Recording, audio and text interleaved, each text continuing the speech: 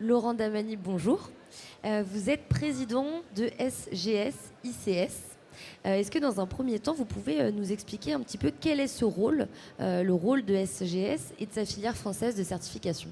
En quelques mots, SGS, ça veut dire Société Générale de Surveillance. C'est une société qui a été fondée en 1878 à Rouen par deux personnes.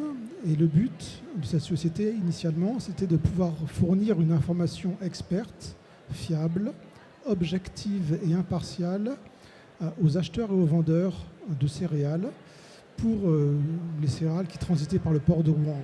Aujourd'hui, nous sommes 100 000 personnes dans le monde, 80 pays, et nous avons toujours le même cœur de métier, c'est-à-dire fournir une information experte, fiable, objective et impartiale à nos clients ou aux demandeurs, et ça sur trois métiers principalement. Le métier de test et d'essai, le métier d'inspection et le métier de certification. Pourquoi il était important pour vous et votre entreprise d'être présent aujourd'hui à Made in Tech? Alors, dans nos métiers, en fait, nous sommes très impliqués dans l'activité santé, à deux titres. Le premier, nous travaillons sur les dispositifs médicaux, et je viendrai un peu plus tard peut-être. Et le deuxième, nous intervenons également dans le domaine des systèmes de santé. Alors pour nous, Made in Tech, c'est un moment important parce que c'est un événement majeur. Pour nous, c'est une plateforme qui nous permet de nous faire connaître auprès des tiers. Mais également, c'est un lieu d'échange avec l'ensemble des partenaires, des professionnels de la santé, santé privée, publique, industrielle, fournisseurs de services. Et enfin, c'est également au niveau de nos équipes un engagement au regard de l'innovation, innovation en santé. Et justement, comment est-ce que vous accompagnez l'innovation en santé? Qu'est-ce que vous apportez à ces acteurs qui portent cette innovation? L'accompagnement à l'innovation, elle touche les deux aspects, dispositifs médicaux et systèmes de santé. Je vais commencer par les dispositifs médicaux. Lorsqu'une start-up ou un industriel veut mettre sur le marché et produire un dispositif médical innovant, il a 4 étapes. Première étape, c'est la conception. La deuxième étape, c'est la validation de son design. La troisième étape, c'est l'homologation, ce qu'on appelle le marquage CE en Europe. Et la quatrième étape, c'est la production. À chacune des étapes, nous intervenons ou nous pouvons intervenir. Lorsque l'on est dans l'étape de conception, l'industriel ou le start-up doit faire des choix technologiques.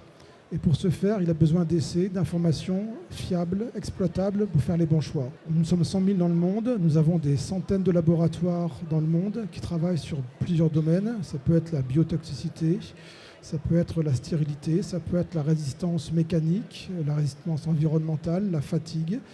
On travaille également sur tout ce qui va être cybersécurité, sûreté électrique par exemple, compatibilité électromagnétique.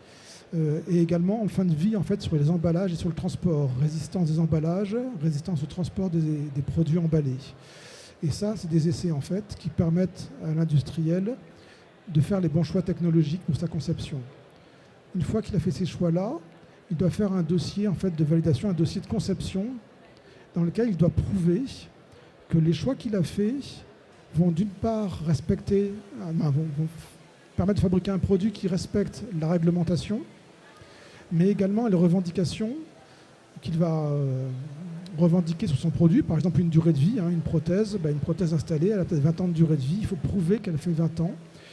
Et le dossier de conception, c'est l'ensemble des essais et des démonstrations qui prouvent en fait que le produit qui sera fabriqué sera conforme aux attentes. Et pour ce faire, il faut des essais laboratoires qui soient reconnus. Donc ça ne peut se faire que par des laboratoires qui sont reconnus, qui sont homologués, et nos laboratoires sont reconnus et homologués pour le faire. Enfin, le dossier de conception, une fois qu'il a été préparé, il est soumis pour être vérifié. Parce qu'un industriel ne peut pas tout seul se dire fabricant de dispositifs médicaux et vendre et mettre sur le marché un produit. Il faut qu'il y ait le marquage CE en Europe, par exemple. Dans d'autres pays, c'est d'autres réglementations, mais c'est quand même très similaire. Et ce marquage CE, en fait, un organisme qu'on appelle l'organisme notifié, qui sont assez peu nombreux en Europe, va prendre tout le dossier de conception et va le vérifier. Et ça, SGS, une de ces entités, est également organisme notifié et peut décerner la certification. Et enfin, on rentre en production. Et en production, il faut que l'industriel fabrique des produits qui soient toujours conformes au premier de série, à son dossier de conception. Et pour ce faire, il a un système qualité. Et ce système qualité, on va l'auditer. Et il y a une obligation réglementaire d'être certifié. 13485 par exemple, domaine médical ou MDSAP. Et ça, effectivement, on va pouvoir l'assurer à travers la certification. J'ai été un peu long, je suis désolé. Mais c'est intéressant, on voit que c'est un accompagnement de A à Z, Oui. et un accompagnement aussi qui va avec son époque, puisque vous, par exemple, en ce moment, on a parlé donc, des dispositifs médicaux, et on voit qu'il y a un essor des dispositifs médicaux connectés. Oui. Ce sont de nouveaux enjeux aussi que vous prenez en main. Alors, les dispositifs connectés, c'est à la fois un énorme progrès et des préoccupations légitimes de la part du grand public, en fait. Et à juste titre, on a eu des cas de cybermalveillance sur des dispositifs connectés. Alors, il y a deux grands enjeux, en fait, de préoccupation. Le premier, c'est l'exploitation de données qui transitent lors de la connexion, des données qui sont souvent des données personnelles. Et donc, il faut savoir protéger ces données personnelles et ces transferts, ces transits et ces stockages. Et le deuxième enjeu, c'est, j'ai envie de dire, la sûreté de fonctionnement. Il ne faudrait pas qu'un cyberpiratage vienne parasiter un pacemaker, par exemple, ou une pompe à insuline, ou un quelconque autre dispositif médical. Et en fait, la problématique n'est pas nouvelle. C'est dans le monde du dispositif médical, l'usuelle balance bénéfice-risque, en fait. Le produit, l'innovation apporte un bénéfice, il faut juste réduire les risques pour faire en sorte que la balance soit positive. Et pour l'industriel ou la start-up, ce qui va être important, c'est de bien identifier les risques, bien les évaluer et bien les mettre sous contrôle. Et pour ce faire, il y a des bonnes pratiques, des standards qui existent, souvent qui sont normalisés.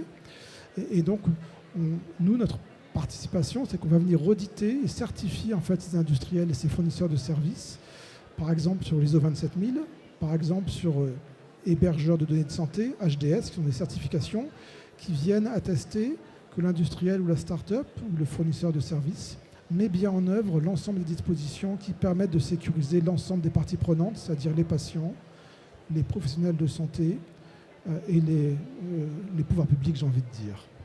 Eh bien, je vous remercie d'être passé par le plateau de What's Up Doc pour nous expliquer tout cela. Écoutez, je vous remercie, j'étais enchanté.